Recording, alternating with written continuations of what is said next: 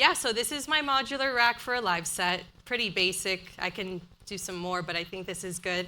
And this is going through a pedal, and this is like a tape saturation pedal. And then that is just going into the mixer, as well as my analog rhythm here, which is going to a separate channel. Then those two are going to the mixer. And the BeatStep Pro is pretty much just to connect and control all that's going on here. And then as far as what the sounds are doing, I kind of made sure I separated it. It took a long time. When I started this, I kind of had everything in here: drums, kick, bass, hi-hats, sound effects, sounds. And I slowly turned to the analog rhythm to keep this more just like my drums, my bass, some one-shots, and then this could be more for like synths and bass. So yeah, and then the mixer, I pretty much got this because the compressor is really good. And for a live set, since none of this is mixed or mastered, you kind of wanted to make it as loud as you can. So that's also what this tape saturation does. So I have a saturator, I have a compressor, and then it goes to the mixer, and hopefully it sounds as good as it can get. So yeah, I can go a little bit into what this stuff is doing. I have one oscillator that I use basically for like the synth sounds.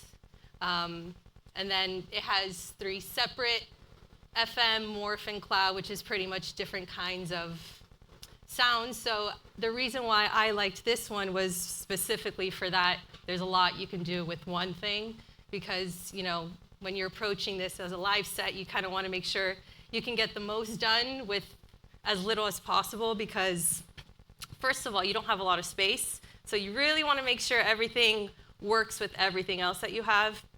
I would say, I'm still not even done filling it up, and I've been doing this modular, I would say like 6 years, so I'm very picky. I don't want to really sell stuff and buy it again. So I do a lot of research before I buy anything to make sure that, number one, it has more than one function, so that it's not just like a one trick pony, I guess, taking up space. You kind of want to make sure that it's versatile. There's some things that just you can't really do much with. So like there's utility plugins and things that are really just like volume control. You can get really nifty and detailed, but for like sound effects and changing things around, you want to make sure that the modules you get can be versatile. But in reality, like this is really, half of these modules are pretty much editing 2 or 3 sounds. Like you don't want, at least for me, so much going on that everything is just a sound.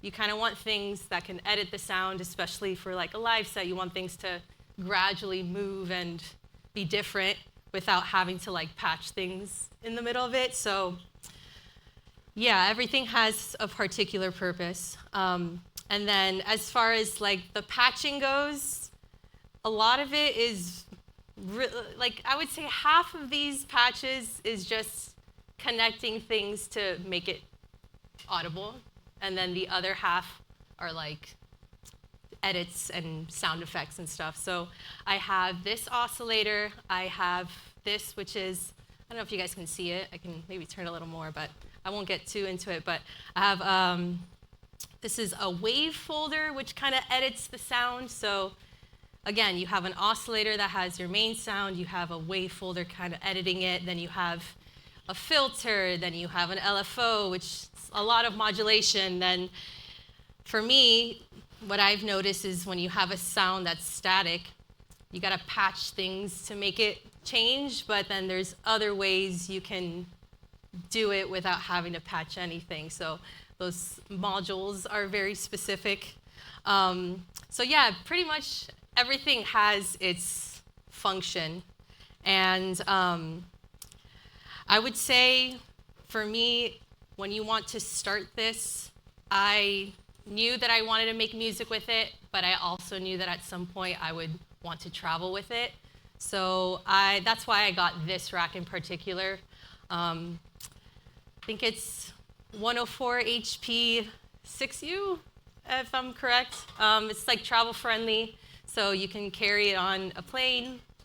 Obviously not this stuff. I'm still working out the best logistic way to move all this, because that's also very, it could be daunting, but there's always solutions. But anyway, so yeah, when I approach this as a live set, I just don't want to touch anything. When I'm producing, I can kind of switch things around and make one sound and then take things out and push things back in. But when you're live, you really want to make sure things are just there, and you just move the knobs and you can have fun with it and not have to think, oh gosh, this is something. So yeah, as far as when you're starting, again, I picked this just because I knew I would travel with it in the future, hopefully, or just, be more portable.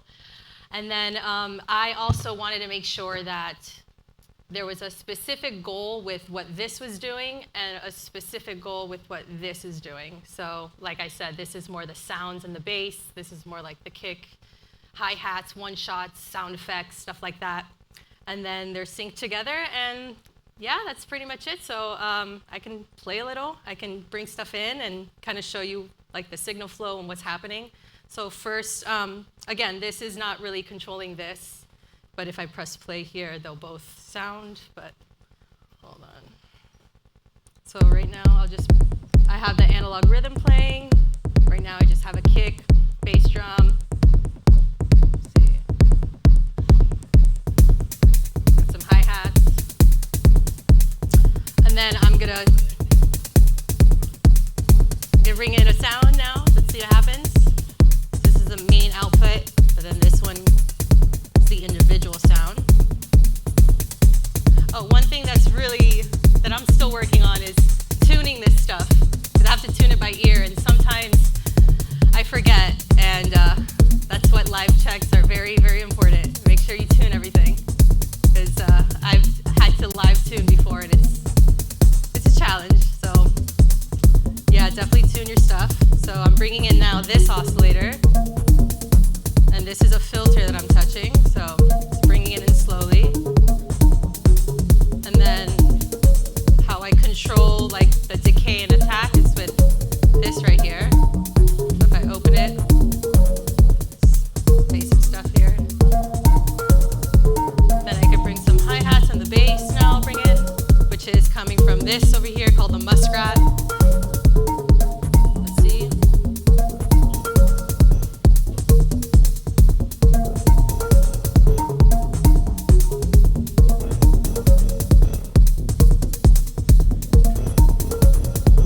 Pretty low, hold on a second. Yeah, it's kind of low, let's see, hold on. So see, right now it's not tuned. I can already tell. I'm gonna open it a bit.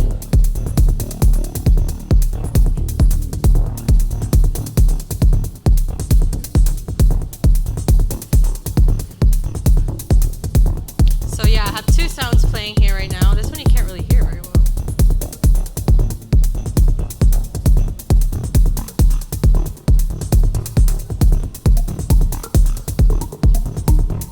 And then I can bring some hi-hats in. Hold on, something's going on here. Let's put this down for a second.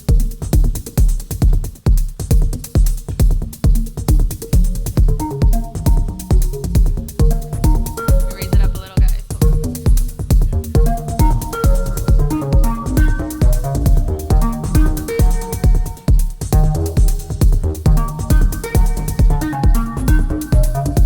And then let's see if I can hear the bass. So that's just like the main sound.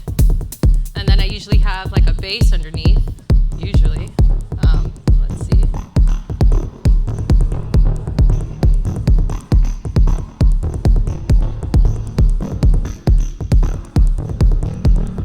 So then this can play for a bit. And then this right here is more like one-shot stuff, which I don't really have playing right now, but I can switch.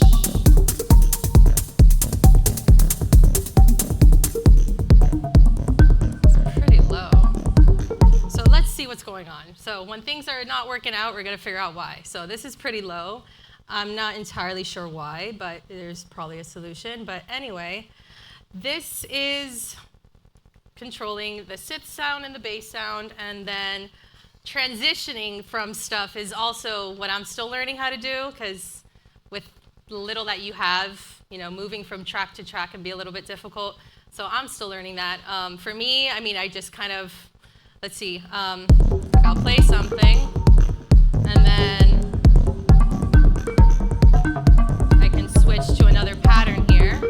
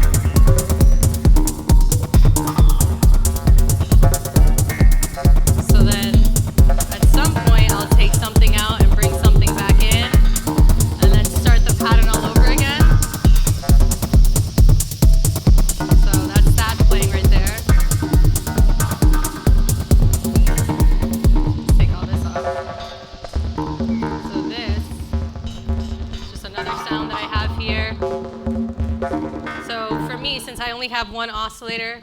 Again, I think I have to bring it up a little bit, so I'll try to fix it for you guys, sorry. But usually when I have one sound playing, I'll take it out and then have something else to bring back in so that it's not so abrupt. And especially since I only have one oscillator, I kind of have to do that because I don't have any other choice. So let's see. This is just a wavetable. Again, this module's cool because since I only have this oscillator making sounds, if I just switch to like another sequence, then you kind of just don't, you kind of want to make it, I kind of try to make it like a DJ set, if that makes sense, where like things are coming in and out. Again, I have to always tweak it. That's something I'm still working on, but then I'll have another sound come in, a different kick, some different stuff going on, and then once I'm over this sound, I'll come back to the oscillator and then bring something else in. And it usually matches the same tune.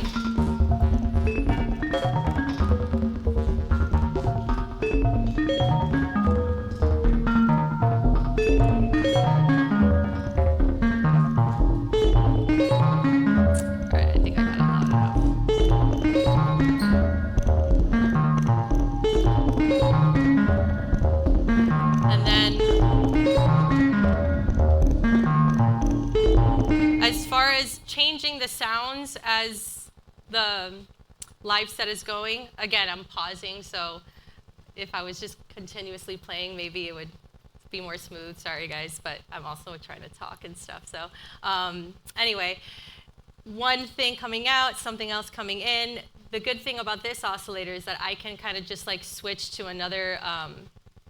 So there's FM and morph and cloud. FM is FM synthesis, so it's one kind of synthesis style. Then there's morph, which is wavetable synthesis, and then cloud is like a bunch of saw waves put together. So I kind of switch through them as things are going. So for example, right now we're in morph.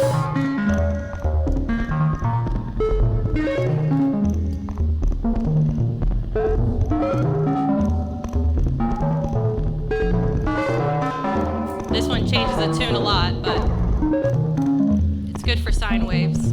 So sometimes I'll use this for a bass. know, like this stuff gets really loud and low, and I'm still trying to learn how to make it sound in different settings. But again, so I'll switch through them, see? Different sounds. And then this thing sounds really cool.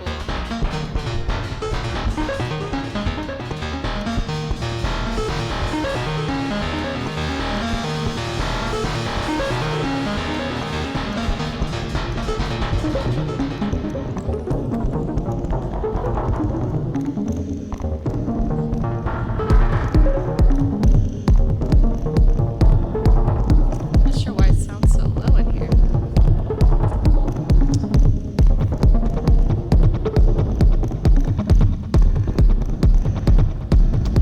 Yeah, so I gotta see what's going on here. Let's just change. See, like some sounds you can't really hear here. Some you can. Let me switch it up here. That bass is okay.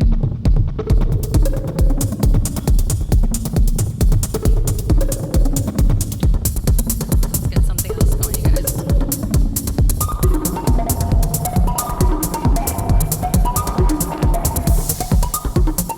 There we go. That was a lot of reverb. That's why it sounded very strange.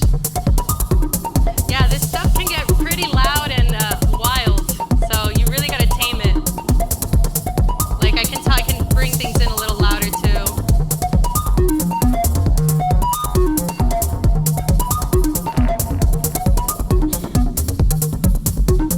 And then I'm gonna pause all that for a second. And then, so what's going on here, I have this sequencer connecting to this, so it's controlling this sequence. Then I have this one, which is connected to the bass, controlling that. And then this last one is connected to this, which is all these one-shots. And then, yeah, let's see. I think number 13, if I'm correct, I made a track not too long ago, and it was inspired by this part of the live set, and I kind of recorded it. And then again, it sounds completely different from what the live set would have been because, again, you have all these sounds, like, I guess I'll be, you know, quite honest, you got a lot of stuff going on. It's pretty hard to kind of mix and make sure that in like a sound room, it all sounds audible. Like you can already tell the bass can get pretty loud. And you don't want it to overpower other things. But when you're producing, you can really like EQ stuff and take things out and bring things back in. And you can't really do that with this. So you have to make sure that when you play it live and you record it, for me, I kind of make sure that everything is separate. And then if I make a track out of it, I can like fix it later. But since it's live, it's all kind of just raw and you work with it. But let's see if this, 13. So yeah, I have 13 here to match 13 here. I'm not entirely sure what the actual setting was for the track. I don't know if it was FM morph, but we'll find out. Now let's go in order. I made a track and it kind of came from this sound. Let's see if it, see, I don't know why it sounds so low.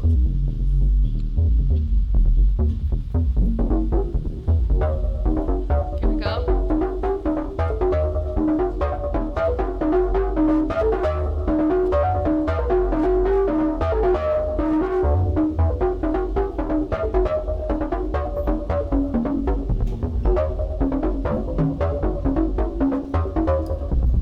See, like that sounds really low.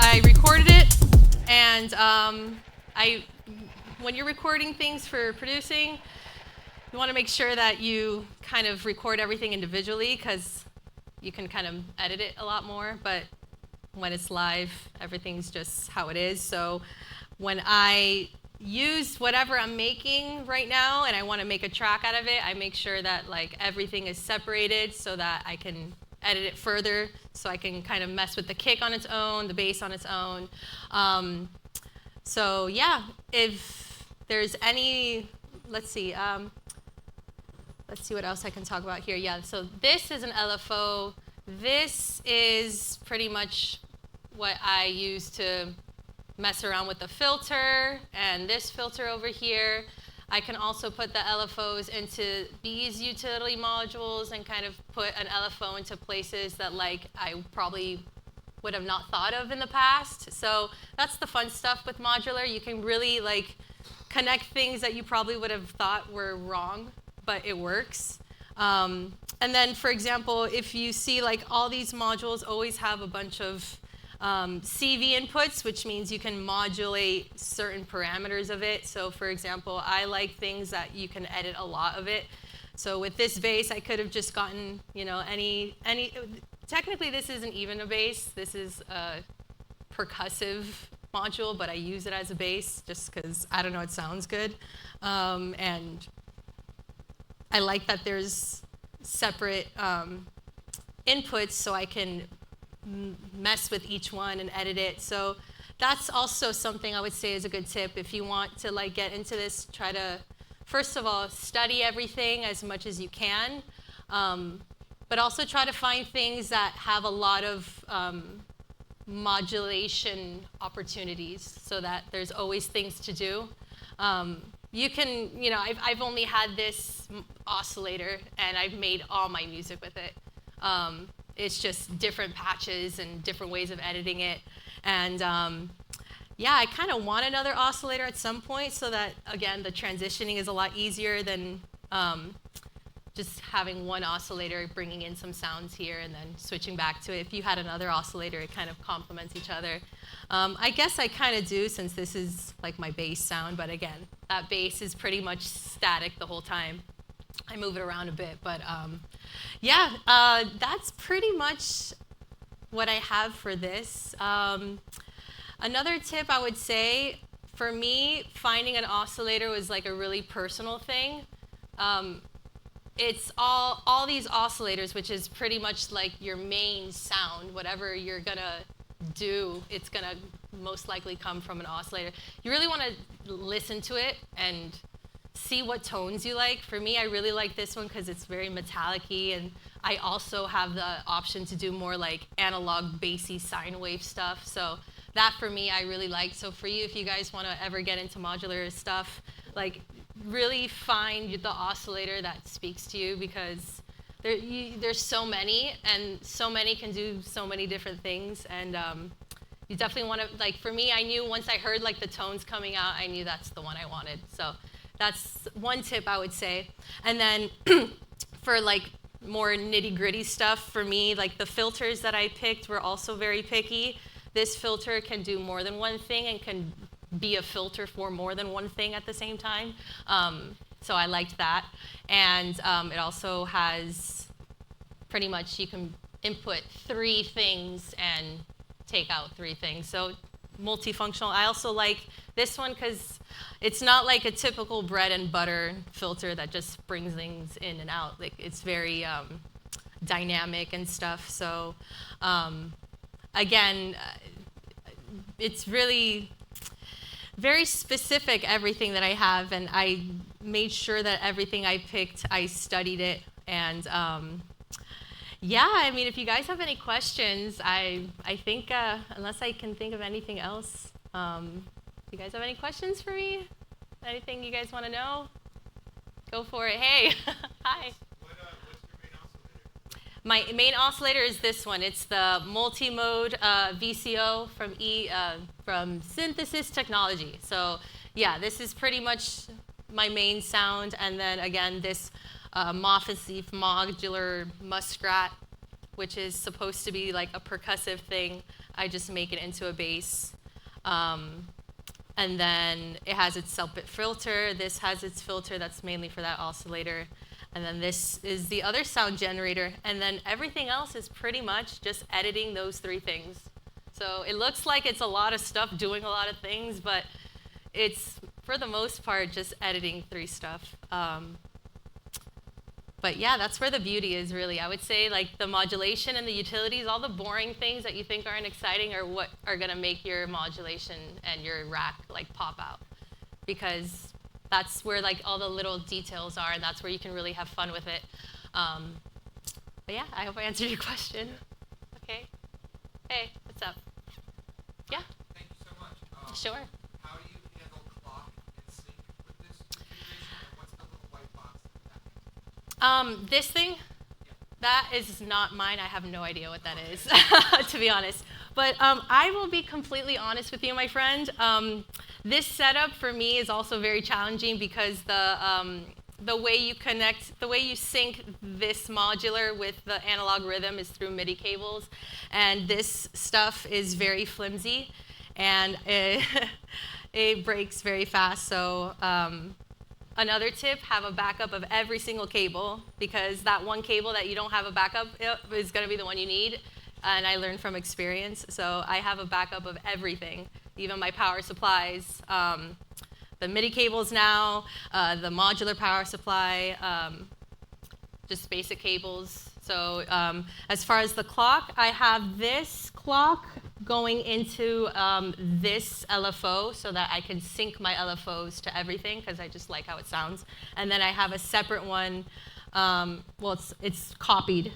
And then I'll usually have the other one, and I'll put it into this random trigger, which is another kind of clock gate module. And then I'll use those things to put somewhere else. But as far as how I'm syncing these 2 together, it's through MIDI cables. I have the MIDI out here, going MIDI in here.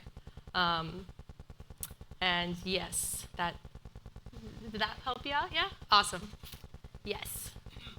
How do you think about your live sets? Like, how much of it is improvised? How much of it is So yeah, for me, I'm still, I mean, I could improvise if I wanted to, but it's pretty stressful to do that on the fly. I mean, as like right now, I could probably have brought things in a bit cleaner and louder, and you know, if I took, you know, more time to really like have it good for this room, could have probably sounded a bit better. But so I would say when I'm approaching a live set, first of all, I want to make sure that it kind of flows as seamless as possible. So for me, with what I have so far, I'm still trying, just because I don't have a quantizer, which makes all the tuning the same. So I'm kind of sometimes doing it by ear. So I kind of try to avoid making every part of my live set a different tune that doesn't match the one before.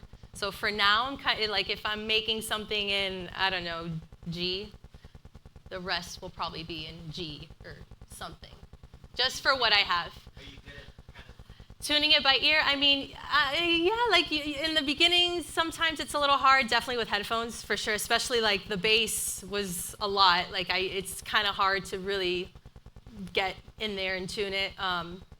But as far as when I'm preparing for this, it really does take a few weeks, you know, to first like find the sounds you like 16 times for like 16 different tracks in an hour. You think, you know, you always want to have more than you think you need, and this only holds 16, so I try to always have 16 of something. But I would say if like when I prepared for my 3-Points live set, it took me like a good 2 months, and then I would practice. But improvising for me right now, I don't think I have the proper setup for that just yet. So I do practice, and I just make sure that like whatever I'm performing, because it's kind of like an instrument, you know. I could improvise, but I also don't want to get too lost in it, because you kind of want to have fun too, and you want to perform, and you want people to enjoy, and you don't want to be like stressed out, you know. But one day, hopefully, I'll get better at that. So yeah, I definitely do prepare. I do, and I always start with the oscillator sound, because for me, or whatever like main, even when I'm making tracks, honestly, I like to start with like the sound, the synthy, patty, sequence sound before I start with the kick and bass stuff, because I feel like it's a lot easier for that to translate to that than the other way around. I can make a kick and bass, and then finding a sound that matches that for me is harder than finding a really cool sound and fitting a drum and kick with that. And that also kind of sets like the tone of what track I'm gonna make. Whatever sound, if I feel it's more deep, then I'll make a deeper kick. If I feel like it's more like upbeat, then that'll kind of guide me. So yeah, I definitely start with like the sounds first, and then I'll add in the percussive stuff. So yeah, sure. Any more questions? Yeah. I was curious to hear like your production progression. Like, were you always starting with an oscillator, or were you using a different workstation? Well, so yeah, when I started making music, it's been like 14 years since I started this journey, and I started mainly in the computer. So I used Logic Pro, I used all like the VSTs, the synths, but at some point I kind of felt like, you're also mixing in there, you're staring at it a lot. I kind of didn't like it anymore, and then when I found this, I was hooked, and I thought, okay, now I can like really turn things around, and my eyes are, I compartmentalize things, I'm playing and making music with all this stuff, but then I go in the computer and I edit it and I mix it and, do all that. So that's how I started. And I did have like a good sense of like synthesis before I started this. Like I knew that, I kind of knew more or less the connection and what things did, but what I really needed to learn was like the basic patching, because that I did not understand in the beginning, like what exactly you're patching into. So an output always goes into an input, and a control voltage tends to go into something that can be controlled, just to make it easy. So yeah, I did not start with this. But it's not to say that you can't. If you want to dive into it, definitely go for it. It might be beneficial too, because you're really seeing how everything works. And it's really the same as a synthesizer. You're just kind of seeing all the separate parts in separate modules, which is cool, because if you buy like a synth that's already like done, who's to say that like that could sound really good, but now I have a filter that is very like squeaky, and it's with a really non-squeaky sound. So it's, you kind of really pick and choose things, and it becomes really like your own instrument. Like I feel like I really know all of these things because I've had it for so long. So yeah, if you want to start, go for it. I would definitely recommend taking like, there's Learning Modular, which helped me a lot, from Chris Meyer. He has like a really awesome tutorial and like really goes into like the boring, what you're putting in and what it's doing. And for me, that's what I wanted to know, because I already knew all the other stuff. I just wanted to know like, how do I connect things together? What can I do with all this? And yeah, went from there. Sweet. Do you have another question? Yeah. Was this something that you started with production or live sets? Like, where did you tackle? Oh, like how? Well, I started with production first. Yeah, I started making music, and then I just really got sick of staring at a screen and like using the mouse to do everything. And then I went and explored this, and I really did my homework, and I said, okay, I'm gonna do this, gonna do one by one, really study everything. So yeah, it definitely helps if you know something before you come into this, because it could be a bit daunting.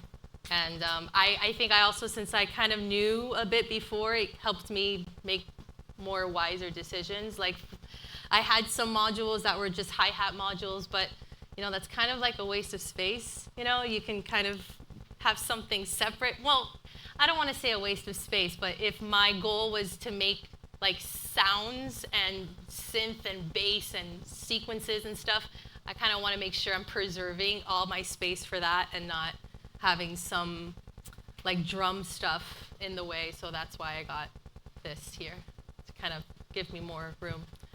Yeah, I think there was someone else with a question. Yeah. I'm going to pass over the mic.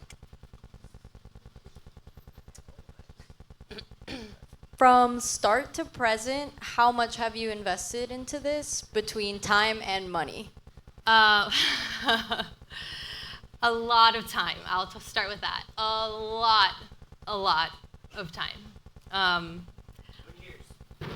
I'm sorry? How many years? How many years? Well, with modular, 6 years. But like making music, like I said, like over 10. I started when I was 18, and I'm not gonna. You guys figure it out. No, I'm 32. It's okay. So yeah, it's been a long time. You know, I really have. I've been doing this for a long time. But as far as money, I mean, you can Google what this is, what this is, what this is. You know, each thing is pretty pricey. But definitely the most expensive is this, which is why you want to make sure that everything you buy, you want it. Because first of all, selling it again is just annoying. You don't, you have to wait. And again, you also just want to, you want to use this and make it an extension of what you're doing. So I'm not gonna lie, it's pretty pricey. You have to save and plan. But again, I will say, and maybe others can agree, like when you invest what you need to do for this, and just like the people involved, it's much more, I don't know, I like the community of modular. They're very friendly and they're very open. I've gotten so much help on Reddit. So go on Reddit modular, they'll answer your questions. If you go on like another one, like I don't want to badmouth any other Reddit post, but some places are not as friendly. This community is very friendly. And again, it's kind of like the mindset, like you really commit to this, like the people are serious who are doing this, like this is not just some thing that you just can buy on a whim, this is an investment for sure. So yeah, it's been very helpful, just having that kind of mindset too, because you meet people that are the same way and help. But yeah, it's definitely not cheap. It's not cheap. So I would, and another thing, you don't want to buy a rack and then wait 6 months to like buy one module. Like make sure when you start this, you have at least enough to like get things going, because it could be demotivating when you have a rack there that you paid for and then you have nothing to put into it. So I would say like save a good chunk so that you can buy at least a couple things to make it, so you can hear it. Because if you just buy this oscillator right now, like awesome, but I still need things to hear it. So definitely, like, when you really want to do this, make sure, I know it might be a little bit longer, but it's more worth it because you know that once you start, you can really, do it. You're welcome. Any more questions? Hey. Hey, Steph. Yay, Hi, what's everybody. up? My name's Christian Doming from Learn to Play Live out of Amsterdam. Steph, What's you've up? been there as a DJ. You've been there as playing vinyl, CDJs, everything, and now you're attached to playing live with Eurorack. Miami's invited you many different venues, many different stages, and you've connected yourself with a whole new vibe, a whole new presentation. And can you talk to us about how this new sound and this new phase of your artistry is with Eurorack, and how Miami's been opening their arms to you, and for those who are interested to play live in Miami and grow? I appreciate that. That was a really awesome question. So, first of all, just this journey is not the most social. I spend a lot of time in my room just, learning and, people who understand. Like it could be lonely, but, obviously it's worthwhile. This is like my ultimate form of expression. So to me, it's like my zen when I get to do this stuff and just be in my own zone. But I would say the opportunities that I've had that I'm very grateful for to do this in Miami have been awesome. And I've had a lot of really open experiences. But the music I also play is techno, so it's also kind of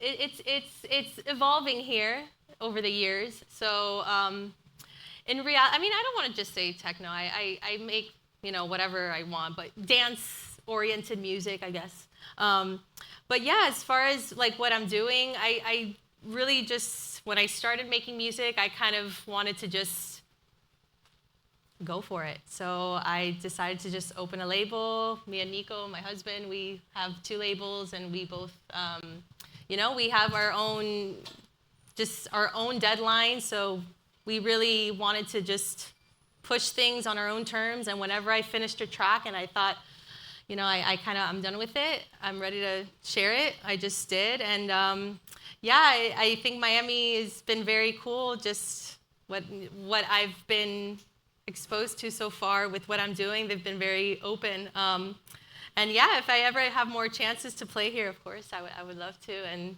kind of just really keep learning. Every time I play, I'm learning a lot, because this is like an ongoing learning experience. And every time I do this in front of people, I always learn something new. So every time you do this, you always have something to go home and learn for the next time. But yeah, I mean, I'm not sure if I went off guard, if I kind of went off subject, but again, Miami is, there's not a lot of us who are doing this. Amo's here, he's doing a speech tomorrow also about Mixdown. He also does a lot of cool modular stuff. He has a crazy studio, really cool stuff. But yeah, I mean, we're out here, we're doing stuff, we're making music with knobs and things. But it's definitely, I guess, like there's not a lot of us, but I think this is good for you all to see that there's first more than one way to make music. There's stuff happening here too. If you are into this stuff, you will find like-minded people who are also into it, and yeah, that's what I have to say about that. We have time for one more question. Okay. Hi, my question is when it comes to like getting booked for these kind of sets, it feels like the pieces of equipment are personal to you because you learn to use them over time. But are there any pieces that you kind of expect the club to like provide for you as part of your tech rider, or are you pulling up with your stuff every single time, when you're traveling, or how does that go? So I haven't traveled outside the U.S. with this yet. Hopefully one day, we'll see. But I definitely want to make sure I bring everything, except for the mixer. That's all I ask, a mixer. Because first of all, I mean, maybe I'm just a control freak and I just want to make sure I have everything, but also you want to make sure it works. Like right now, I'll be honest with you guys, my MIDI cable was not working, so I had to go get another one. So it's just good to make sure that everything you have, and I have backups of everything. So I bring all the cables, I bring my power supplies, the patches obviously, the XLR to RCA cables, just for peace of mind, and really, the only thing I would need is ample space that's close to the mixer, and then a mixer. And then again, I'm only using one channel here, because, I mean, I could just connect all this to the mixer, but again, I like the compressor on this thing. So that's why I have it.